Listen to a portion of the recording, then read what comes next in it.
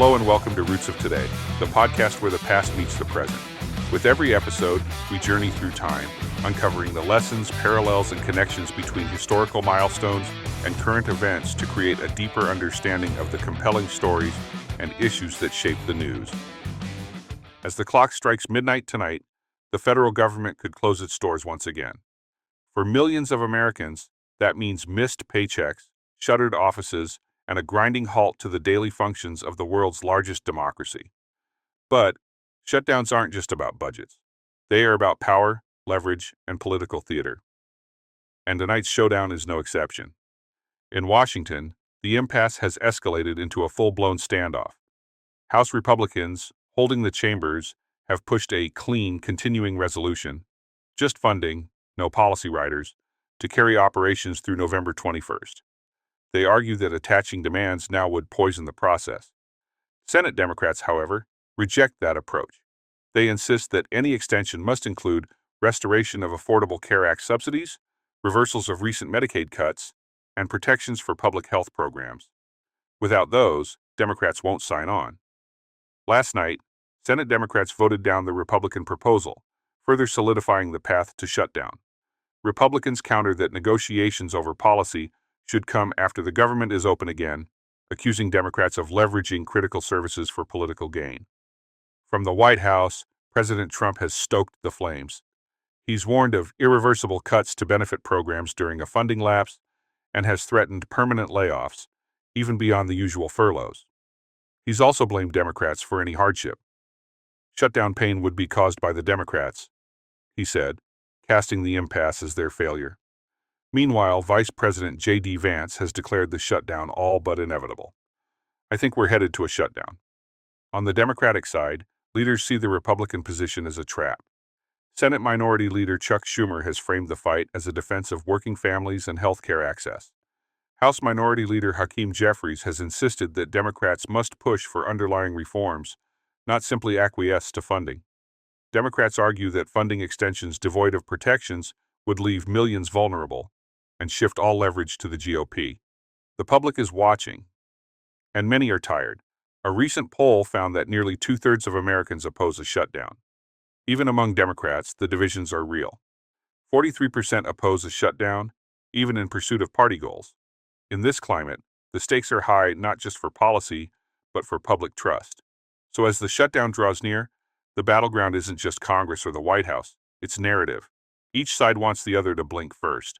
Republicans warn of chaos and cuts. Democrats warn of abandonment and profiteering on pain. Whose story prevails? That's often just as important as the number on the spending bill. Tonight, when the lights go out in Washington, they will turn on somewhere else, across agencies, communities, and households. The drama is just beginning, and if history teaches us anything, it's that shutdowns rarely shrink government. Instead, they expose the fault lines over who controls government, how it's weaponized, and whether the myth of small versus big government still holds any weight in our modern politics. As always, this is Alan, reminding you to grab your coffee, tea, or whatever beverage you prefer as we get ready to look at the history of government shutdowns and the issues that caused the two parties in Washington to set themselves up for a head-on collision and examine the fallout left in the aftermath. Government shutdowns are a modern invention. For nearly 2 centuries, budget disagreements slowed Washington down, but they didn't close it. That changed in 1974 when Congress passed the Congressional Budget and Impoundment Control Act, a reform born out of the chaos of Watergate and Nixon's attempt to control federal spending unilaterally. This law created the modern budget process, with deadlines, appropriations committees, and continuing resolutions. But with structure came vulnerability. In the late 1970s, the Justice Department issued a strict interpretation. If Congress doesn't authorize spending, federal agencies must stop operating. Suddenly, shutdowns were on the table. At first, they were short and relatively painless. Days, sometimes hours, often barely noticed. But the stage was set for shutdowns to evolve from bureaucratic quirks into political weapons. The real drama came in 1995 and 1996, when Speaker Newt Gingrich squared off against President Bill Clinton. Republicans had just seized control of the House for the first time in 40 years, carried in on Gingrich's bold Contract with America, a 10-point plan promising tax cuts, a balanced budget amendment, welfare reform, and tighter controls on Washington spending. To Gingrich, this was a mandate to reshape government.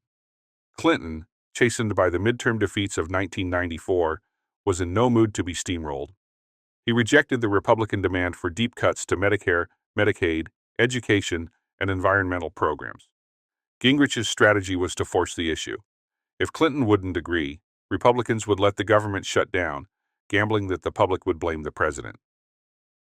The first shutdown came in November 1995 and lasted 5 days. When Congress and the White House still couldn't agree, a second shutdown followed in mid-December, dragging on for 21 days into January 1996, the longest in U.S. history at that time. The effects rippled nationwide. Roughly 800,000 federal workers were furloughed. National parks and monuments closed their gates, costing tourism-heavy towns millions in lost revenue. Passport applications piled up. Federal contractors sat idle. Even health research stalled at the National Institutes of Health. It was a tangible reminder that government touches daily life in countless unseen ways. Politically, the gamble backfired. Polls showed the public largely blamed Gingrich and the GOP.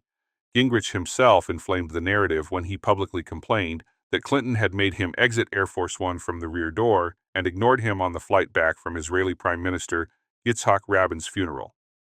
The press pounced, portraying him as petty. Headlines framed the shutdown as Newt's tantrum. Clinton, meanwhile, cast himself as the defender of ordinary Americans. His approval ratings rose as he stood firm.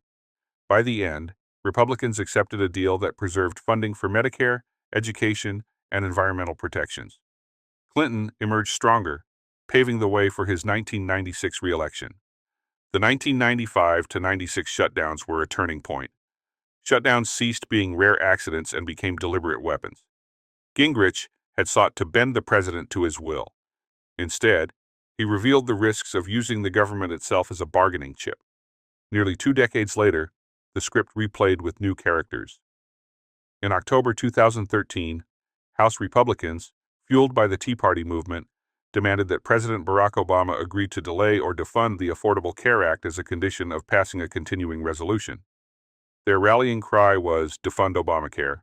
Obama refused. He argued that the Affordable Care Act had been passed by Congress, signed into law, and upheld by the Supreme Court. To gut it through a budget standoff, he said, would be extortion. In his words, "You don't get to extract a ransom for doing your job." The government shut down for 16 days. About 850,000 federal employees were furloughed, while another million worked without pay. National parks and monuments closed, frustrating tourists and veterans alike. One famous scene showed World War II veterans pushing past barricades at their memorial. Agencies halted routine services, and the Congressional Budget Office later estimated the shutdown cost the economy about $24 billion. Public opinion turned swiftly.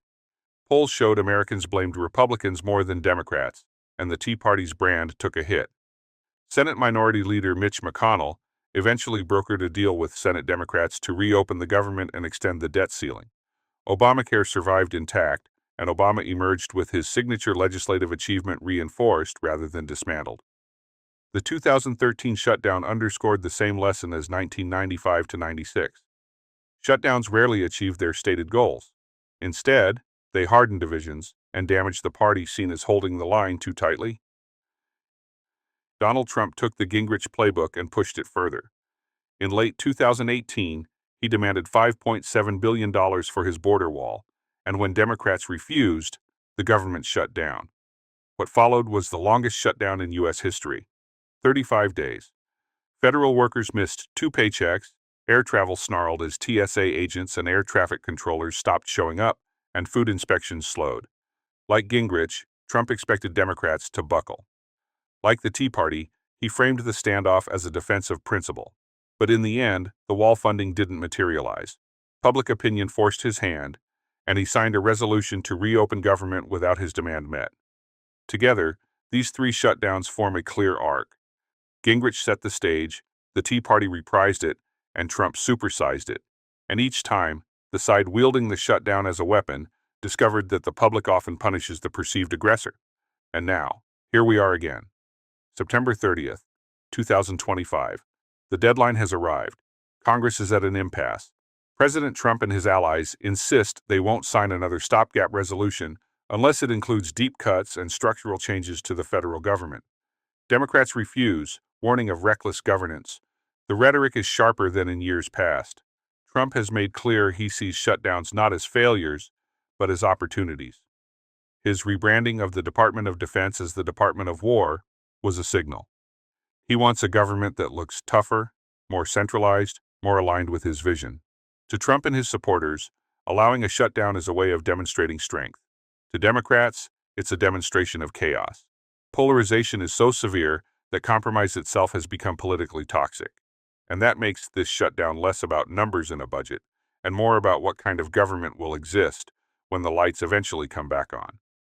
A late September 2025 survey shows nearly two-thirds of Americans oppose a shutdown.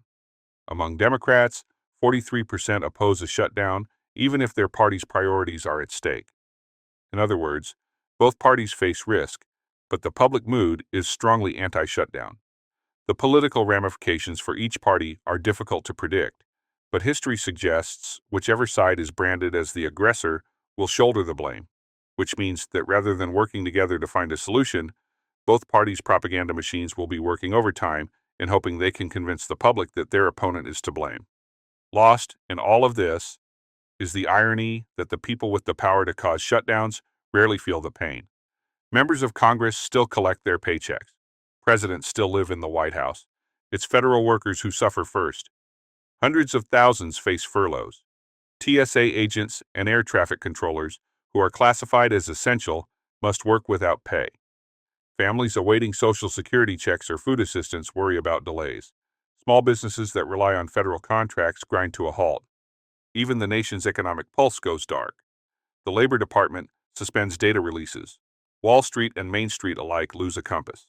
Shutdowns remind us that government isn't an abstract machine. It's a network of people, programs, and systems that millions depend on daily. When that network seizes up, it's not Washington elites who suffer. It's us. There is another thing the public should consider. For decades, Americans have been told that one party stood for more government and the other for less. It was a neat slogan, easy to digest. But history tells us otherwise. Ronald Reagan talked about government being the problem, yet defense spending surged under his watch. George W. Bush presided over the creation of the Department of Homeland Security and the largest new entitlement since Medicare, prescription drug coverage under Medicare Part D, and Donald Trump, who campaigned as a disruptor, expanded defense spending, built new enforcement mechanisms, and now pushes to remake entire departments in his second term. The truth is, both parties grow government, just in different directions. Democrats build safety nets and create programs to force their social engineering initiatives upon the people. Republicans build armies, police forces, and surveillance systems. Shutdowns don't make government smaller. They don't liberate us from bureaucracy. They simply paralyze the system, leaving the question of whose government will return to once the doors reopen. The myth of small versus big government lingers in rhetoric, but in reality, it's a battle over control, not size. Shutdowns make that myth impossible to ignore. Shutdowns were once viewed as embarrassing lapses in governance. Today, they've become deliberate weapons. Clinton and Gingrich, Obama and Boehner, Trump then, and Trump again today. Each standoff tells us less about budgets and more about the state of our democracy. Shutdowns leave scars, shaken workers, delayed services, and fractured trust. But they also leave lessons. The clearest lesson is this: America's government doesn't vanish when the lights go out in Washington. It lingers, wounded, waiting for partisans to decide what kind of government they want to resurrect. And so, as the midnight deadline passes, we aren't just watching a shutdown. We're watching a ritual, a recurring drama that tells us who wields power and how far they're willing to go to prove it. That concludes this week's episode. If you find this podcast informative or entertaining, please like and subscribe on whatever platform you use to listen. The same goes if you tune in on YouTube. Also, if you have anything you would like to add to the conversation, or if there is a topic you would like to see covered on this show, please leave a comment. Until next time, remember this: get informed and fight to keep your political representatives accountable. Your freedom depends on it.